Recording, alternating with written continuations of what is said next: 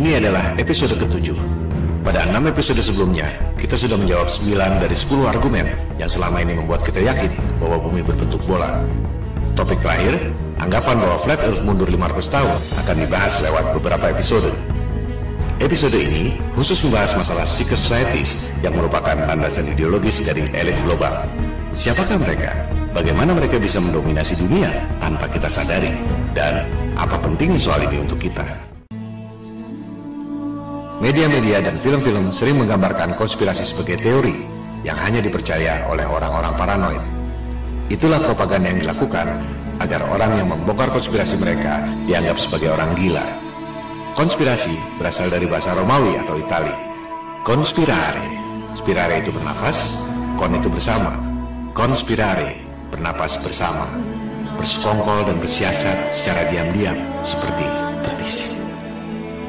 You could only whisper it, anything more than a whisper, and it would vanish. It was so fragile, and I fear that it will not survive the winter. Maximus, let us whisper now, together, you and I.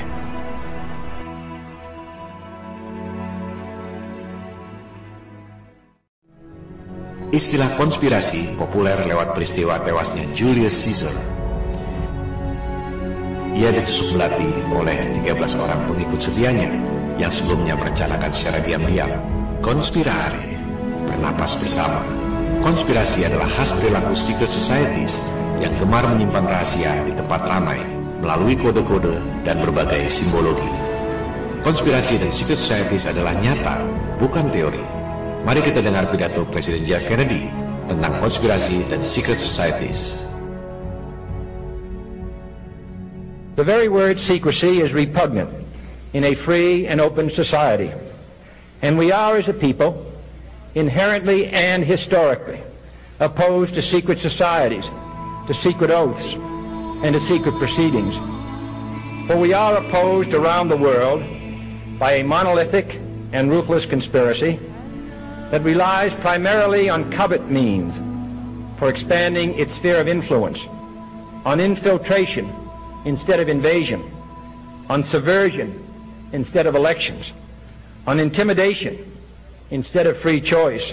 It is a system which has conscripted vast human and material resources into the building of a tightly knit, highly efficient machine that combines military, diplomatic, intelligence, economic, scientific, and political operations. Its preparations are concealed, not published. Its mistakes are buried, not headlined. Its dissenters are silenced, not praised. No expenditure is questioned, no secret is revealed. That is why the Athenian lawmaker Solon decreed it a crime for any citizen to shrink from controversy. I am asking your help in the tremendous task of informing and alerting the American people, confident that with your help, man will be what he was born to be, free and independent.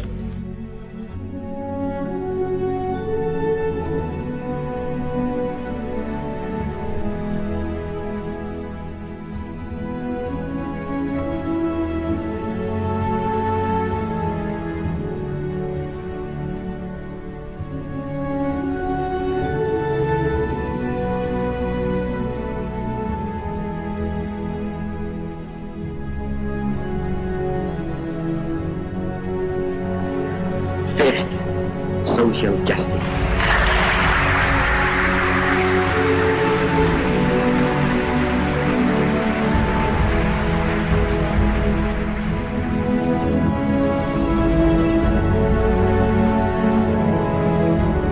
I hate imperialism.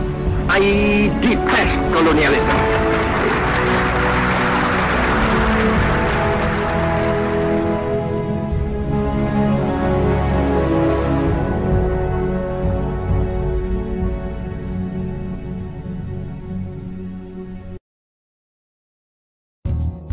Kita sudah mendengar pidato JFK. Konspirasi dan secret societies adalah nyata, bukan teori. Dunia tak seperti yang kita kira. Mari kita tes, persepsi kita versus realitas yang sebenarnya. Persepsi, Amerika Serikat, Jepang, Inggris, Prancis adalah negara-negara yang kuat perekonomiannya. Betul? Mari kita lihat situs worlddebtclock.org. Di situ tercantum hutang-hutang setiap negara, berubah setiap detik sesuai tingkat suku bunga. Tercantum pula GDP atau pendapatan kotor domestik dan jumlah penduduk. Supaya lebih mudah dicerna, kita masukkan angka-angka itu dan kita buatkan tabelnya.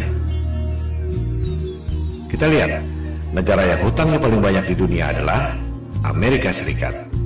Hutangnya 19,1 triliun dolar. Disusul oleh Jepang, China, Jerman, Prancis, Inggris.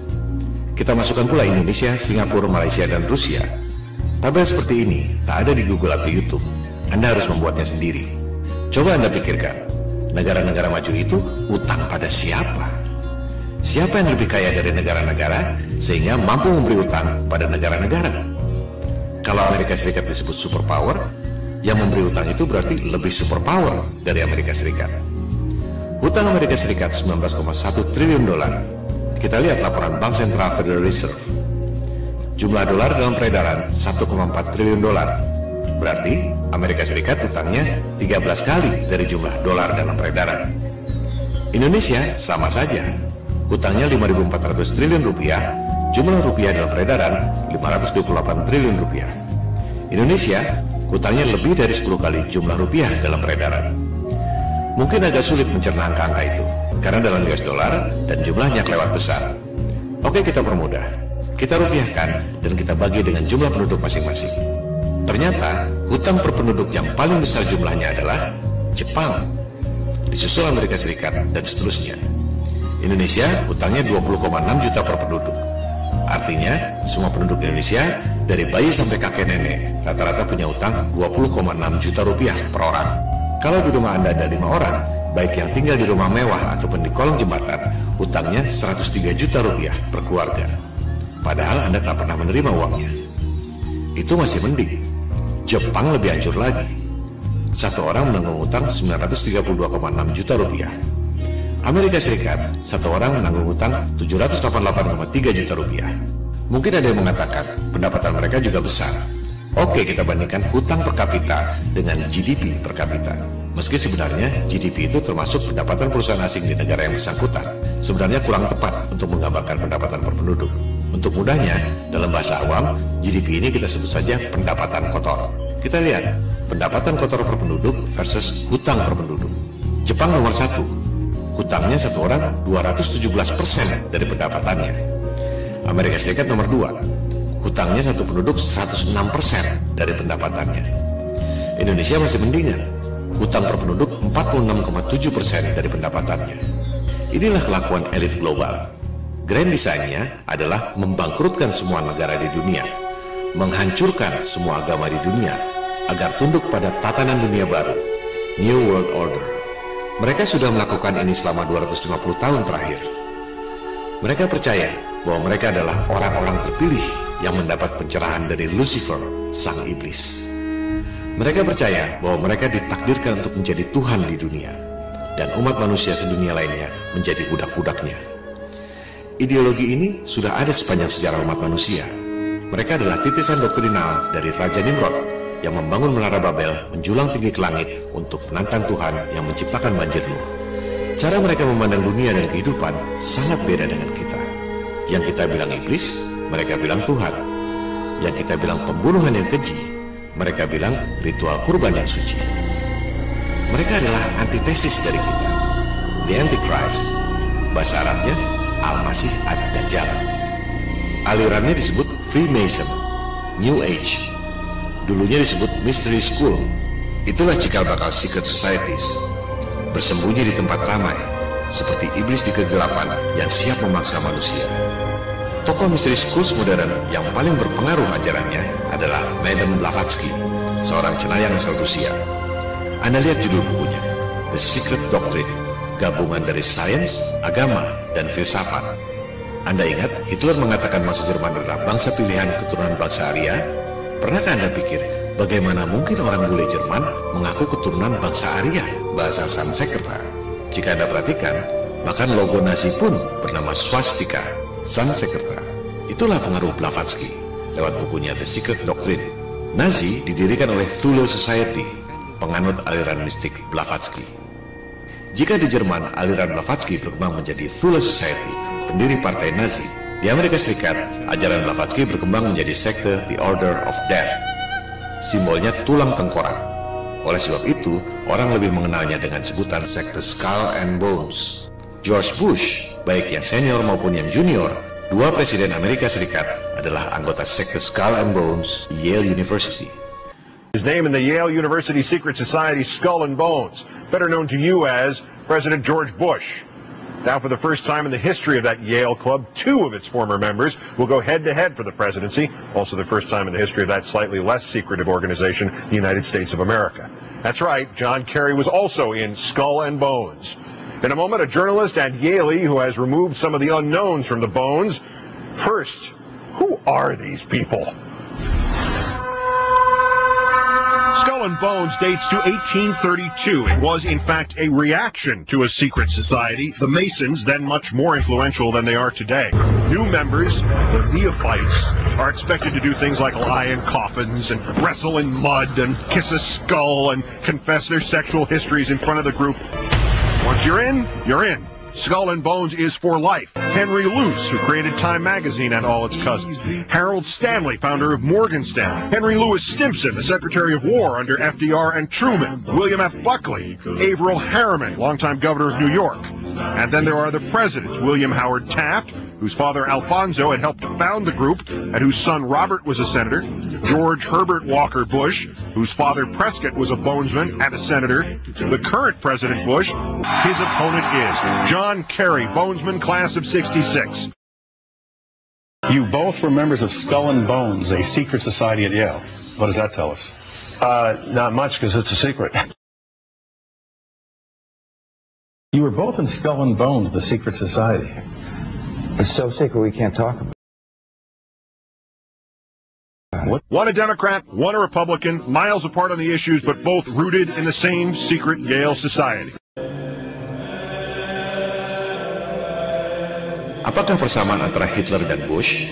Jawabannya, mereka sama-sama penganut aliran mistik Blavatsky, secret societies. Ajarannya berakar pada Raja Nimrod. Dalam kepercayaan mereka, surga Firdaus alias Paradise, Taman Eden, adalah Atlantis. Mereka percaya dulunya berjaya di situ. Atlantis tenggelam dalam semalam oleh banjir Nuh. Sebagian kecil orang selamat dan membangun peradaban baru di Sumeria, Mesopotamia, bangsa Babilonia kuno.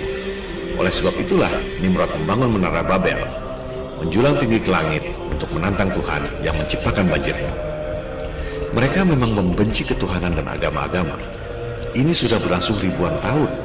Jangan heran jika ada sekelompok orang yang memang betul-betul ingin menghancurkan agama-agama di dunia. Jangan heran jika ada kelompok yang memang ingin mengganti ketuhanan dengan Tuhan palsu berkedok sains modern. Mereka adalah antitesis dari agama. The Antichrist, Al-Masih Ad-Dajjal. Let me give you a little inside information about God. God likes to watch. He's a prankster. Think about it. He gives man instincts. He gives you this extraordinary gift, and then what does he do? I swear, for his own amusement, his own private cosmic gag reel, he sets the rules in opposition. It's the goof of all time. Look, but don't touch. Touch, but don't taste. Taste, don't swallow. And while you're jumping from one foot to the next, what is he doing? He's laughing his sick fucking ass off. He's a tight ass. He's a sadist. He's an absentee landlord. Worship that? Never. Ribuan tahun yang lalu, aliran ini berkembang secara sembunyi-sembunyi. Mystery schools, secret societies, ritual di gua-gua. Bank of England, bank sentral negara Inggris, dibangun di atas kuil pemujaan Dewa Mitra. Itulah secret societies. Anda mungkin ingat tokoh ini, Merovingian dalam film The Matrix. Merovingian adalah Raja Prancis pertama, abad ke-5. Ia mengaku keturunan Nabi Isa alias Jesus, hasil perkawinan dengan Maria Magdalena. Mystery schools, secret societies, the Antichrist. Akar historis, ideologis, dan belief system secret societies yang tergabung dalam elit global bermula 4200 tahun yang lalu. Raja Nimrod alias Namrud adalah antitesis dari Nabi Ibrahim. Mereka hidup di zaman yang sama. Jika Nabi Ibrahim dikenal sebagai bapak monoteisme atau ketuhanan yang Maha Esa alias Tauhid, Raja Namrud adalah antitesisnya, penyembah berhala, penyembah iblis, Lucifer, the Antichrist. Nabi Ibrahim dibakar hidup-hidup oleh Nimrod, tapi atas mujizat Tuhan, Nabi Ibrahim tidak merasakannya. Meski menara Babel akhirnya hancur, ajaran Nimrod tetap hidup, berkembang secara sembunyi-sembunyi. Mystery schools, secret societies. Di abad ke-5 Masehi, tercatat Merovingian, dinasti Raja Prancis pertama, menganut aliran ini. 600 tahun kemudian, masih di Prancis sekitar tahun 1090, aliran ini dikembangkan oleh Godefroy de Bouillon menjadi sebuah sekte bernama The Poor Fellow Soldiers of the Christ and of the Temple of Solomon, disingkat Knights Templar. Knights Templar adalah sekte penyembah iblis. Mereka bukan tentara Kristen beneran. Inisiasinya dilakukan dengan meludahi salib, the Antichrist. Dari namanya saja, jelas terlihat bahwa sekte ini berorientasi pada Temple of Solomon atau kuil Nabi Sulaiman di Yerusalem, tempat dulu disemayamkannya the Ark of the Covenant atau tabut Nabi Musa. Knights Templar terobsesi dengan tabut itu. The Ark adalah tempat untuk menyimpan batu bertuliskan 10 perintah Tuhan. The Ark dikenal sebagai benda supranatural tertinggi dalam sejarah umat manusia. Referensi mengenai The Ark bisa Anda lihat di Alkitab Taurat, Alkitab Zabur atau Mazmur, Alkitab Injil, dan Kitab Suci Al-Quran. Mungkin Anda pernah menonton film Indiana Jones, Raiders of the Lost Ark. Memang seperti itu yang digambarkan dalam kitab-kitab suci. The Ark memancarkan pilar-pilar awan, pilar cahaya, dan pilar api. Bahkan dikisahkan bahwa The Ark dapat membuat aliran sungai Yordan berhenti, persis seperti Nabi Musa membelah Laut Merah. Padahal, ketika di sungai Yordan itu, Nabi Musa sudah wafat. Ketika akhirnya Nabi Daud berhasil membangun kerajaan di Palestina, ia memerintahkan putranya, Nabi Sulaiman, untuk membuat kuil khusus guna menyimpan The Ark. Maka dibangunlah Temple of Solomon oleh Nabi Sulaiman. Lokasi Temple of Solomon adalah di Temple Mount atau Bait Suci alias Al-Haram Asy-Syarif atau tempat suci yang mulia. Itu adalah tempat suci bagi 3 agama, Yahudi, Kristen, dan Islam. Temple of Solomon atau disebut juga Bait Allah dibangun khusus untuk satu tujuan, menyimpan the Ark of Covenant. Maka disimpanlah tabut itu di atas sebuah batu dan dibuatkan kamar khusus, the Holy of Holies, yang suci dari yang suci.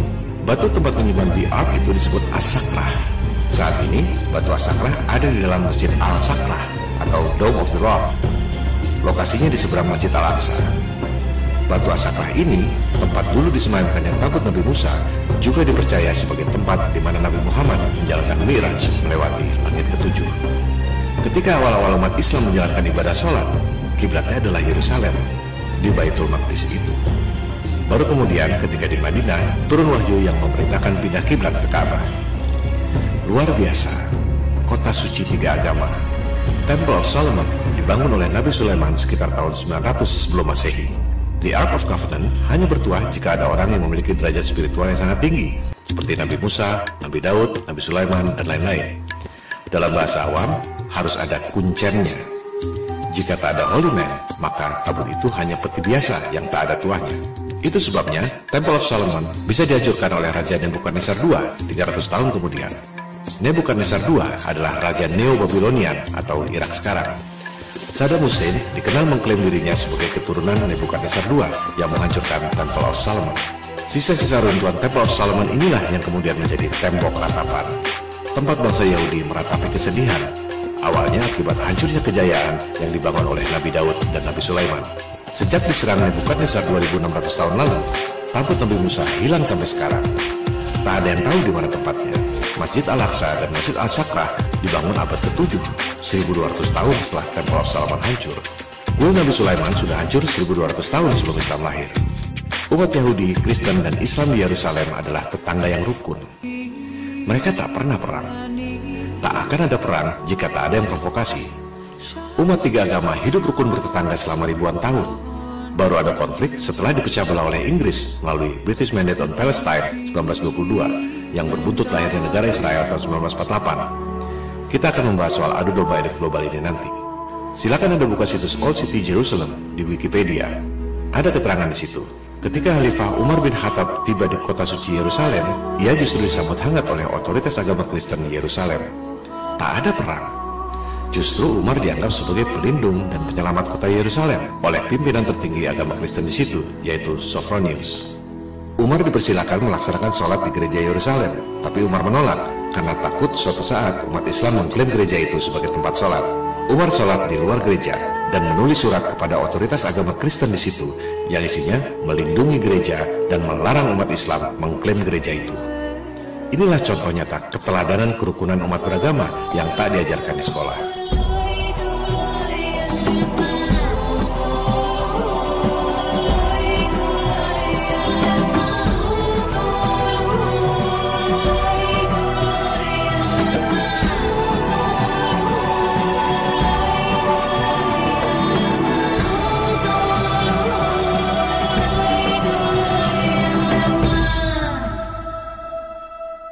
Ratus tahun kemudian, kelompok Antichrist dan penyembah iblis di Prancis, Knights Templar, tidak belajar sejarah.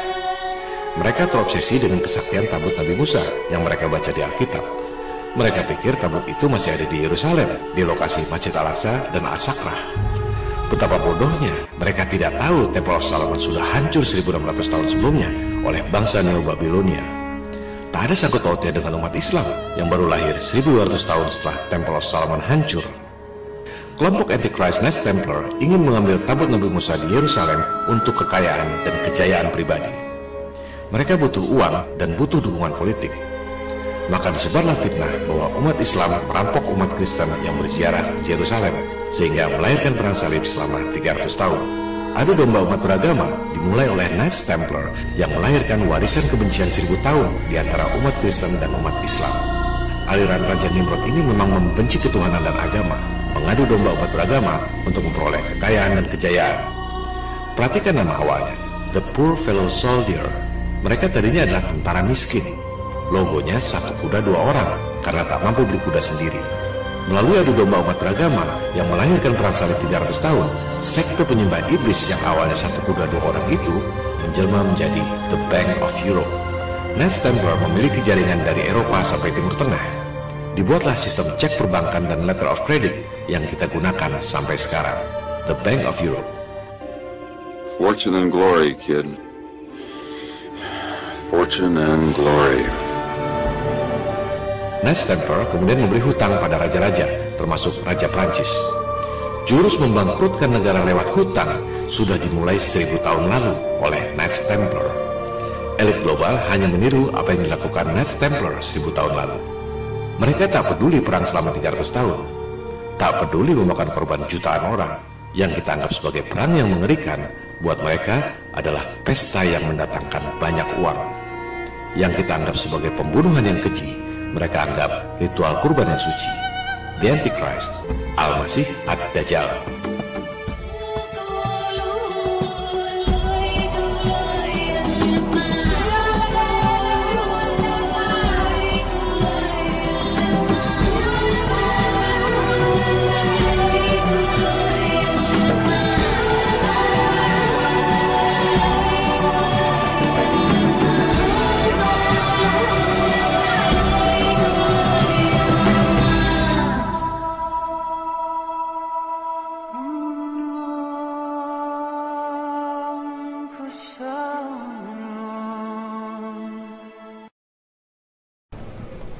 What is your opinion on my crusade?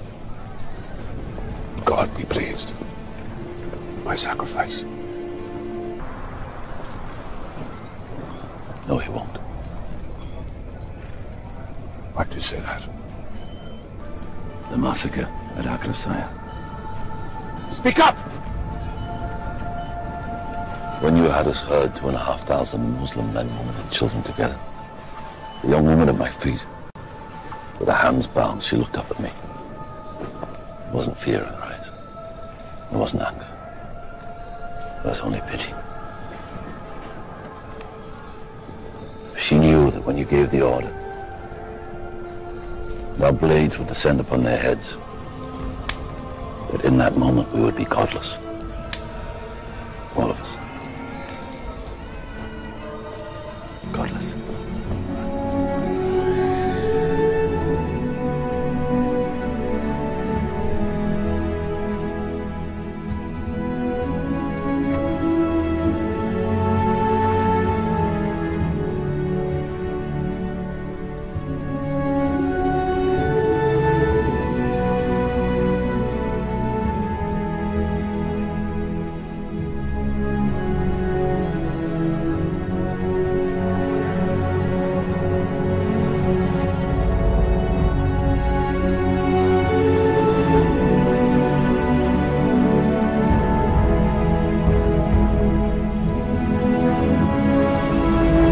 Let's remember here, the people we are fighting today, we funded.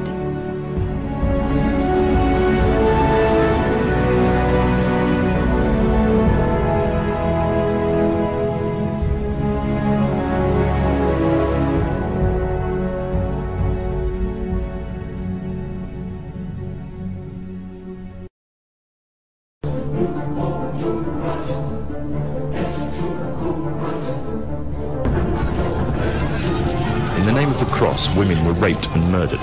Children were put to the sword, and it is said that blood ran in the streets knee-high to the horses. 20 years after Jerusalem was taken, the Dome of the Rock was seized by a group of warrior monks calling themselves the Knights of the Temple of Solomon, or more simply, the Knights Templars. In 1307, King Philippe of France arrested them for charges of denial of Christ, homosexuality, and idol worship, as well as magic.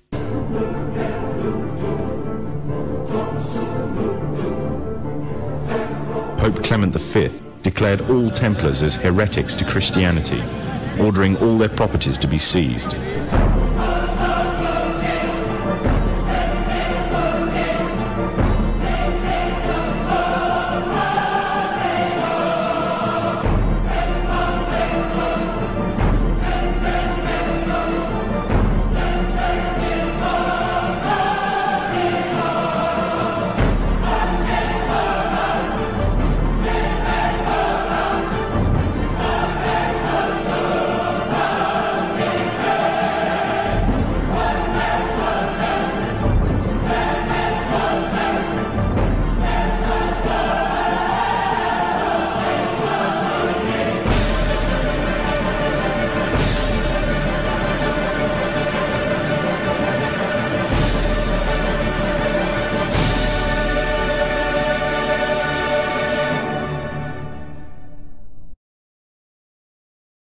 The Templars were cornered, and just when it seemed they were finished forever, a glimmer of hope arose from a seemingly certain end. They were to find a safe haven as well as an ally. But not in France. In fact, in a country in a desperate struggle for independence against the English. The country of Scotland.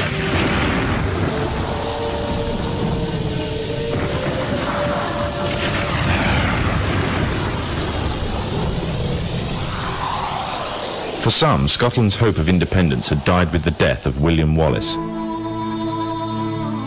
However, to the King of Scotland, Robert the Bruce, the arrival of the Templars gave him a new secret weapon. Their experience, gained over 200 years of fighting the mighty armies of Islam, had made them expert in combat and warfare, and more than a match for any army brought before them. In 1314, the Templars, allied with Robert the Bruce and his army, took to the fields of Bannockburn in the long-awaited showdown with the English. Robert the Bruce's foresight paid off. The 25,000-strong English army suffered a humiliating defeat at the hands of only 6,500 men.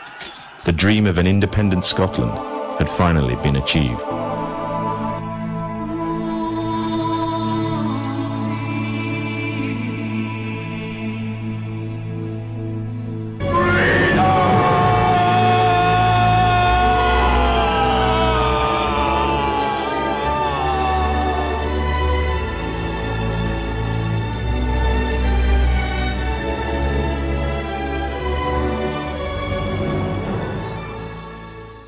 The Templars had brought themselves back from the brink of destruction, and never again would they allow themselves to be destroyed.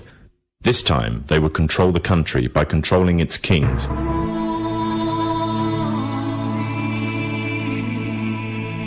And in order to preserve their secret order, the Templars would have to die, or more precisely, the name would have to die. Their descendants became the true power of Scotland. In 1603, the death of Queen Elizabeth I left England without an heir to the throne. By virtue of descent, King James V of Scotland became King of England. In doing so, Scotland and England joined to form a new kingdom, and the power that the Templars held over Scotland spread to give them a firm grip on the whole of Great Britain.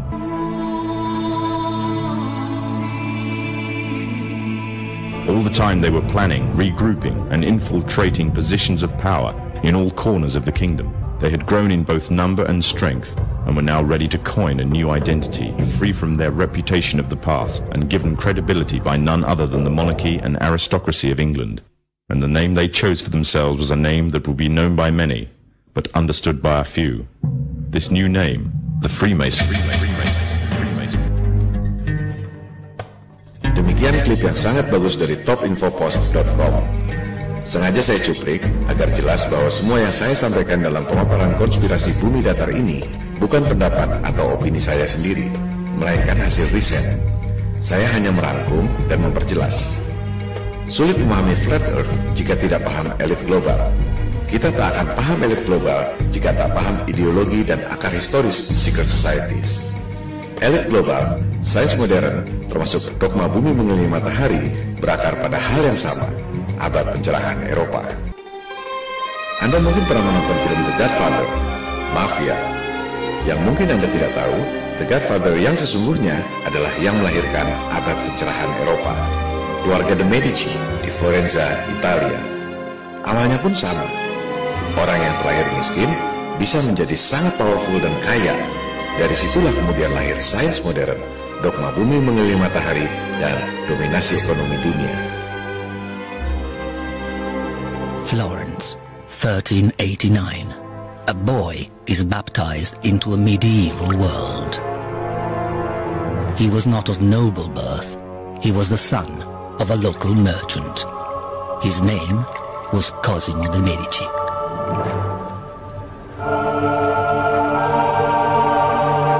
From humble beginnings, his dynasty would seek power and influence, and not stop until they secured the papacy itself.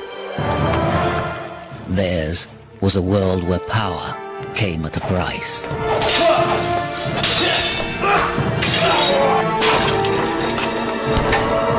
Intrigue, murder, assassination, and war. But the city of Florence was also a cauldron of creativity. And for the greater glory of the family, the Medici would protect and pay for the greatest artists and thinkers of their age.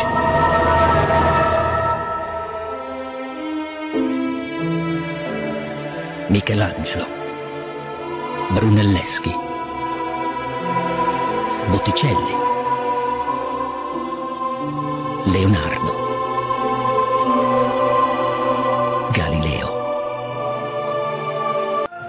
Rinascimento, rebirth, renaissance. Behind it stood the Medici, godfathers of the Renaissance.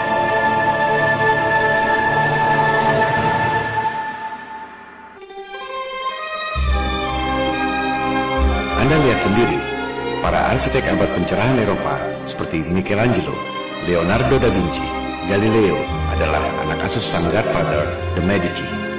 Dari situlah lahir istilah Freemason, tukang batu yang berpikiran bebas.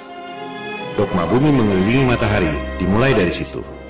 Diajarkan di sekolah-sekolah sejak abad ke-16, meski sebenarnya Galileo tak dapat membuktikan teorinya.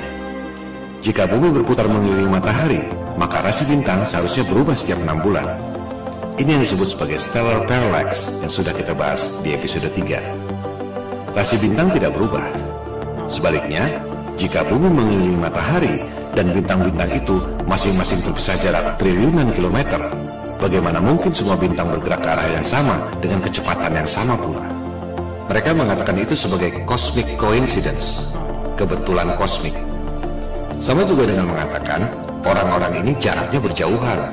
Yang satu di Bandung, satu di Surabaya, satu di Makassar, di Papua, dan lain-lain. Tapi karena kebetulan kosmik, kelihatannya sama besar dan sama kecepatannya.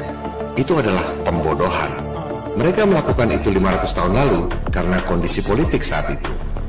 Kaum Freemason ingin lepas dari otoritas agama. Mereka punya dendam sejarah, diburu, dibunuh, dibakar oleh paus dan rajanya sendiri, dikucilkan oleh masyarakatnya sendiri. Jumlah mereka sedikit, tak akan bisa melawan umat yang banyak. Apalagi orang rela mati demi agama.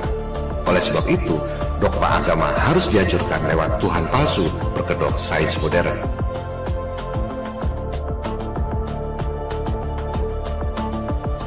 And tonight I want to emphasize that 500 years of science have demonstrated that God, that vague notion, is not likely. It's irrational to believe in God.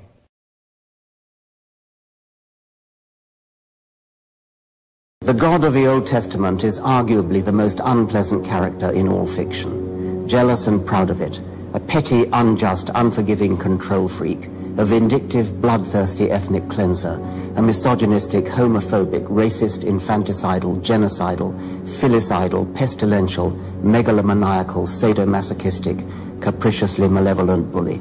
So that's what you think of God? Yeah, to free yourself from primitive superstition. So religion is a primitive superstition? Oh, I think it is, yes. I think a lot of people, when they give up God, feel a great sense of release and freedom. Itulah cara untuk melemahkan umat yang banyak agar tunduk pada segelintir orang dalam tatanan dunia yang baru, the New World Order. Dari kalangan Freemason itu, kemudian lahir sebuah kelompok elit yang disebut Illuminati. Kita harus perjelas di sini, tidak semua Freemason itu Illuminati. Illuminati adalah kelompok yang sangat elit dan sangat eksklusif. Bagaimana caranya mereka bisa menguasai perekonomian, politik, sains, militer, dan diplomatik dunia? Mengapa perang, teror, dan mega proyek fiktif seperti program angkasa luar itu penting bagi mereka? Dan mengapa soal flat earth ini bisa jadi batu sandungan buat mereka? Seperti batu kerikil yang bikin jatuh raksasa. Kita akan membahas pada episode 8. Terima kasih.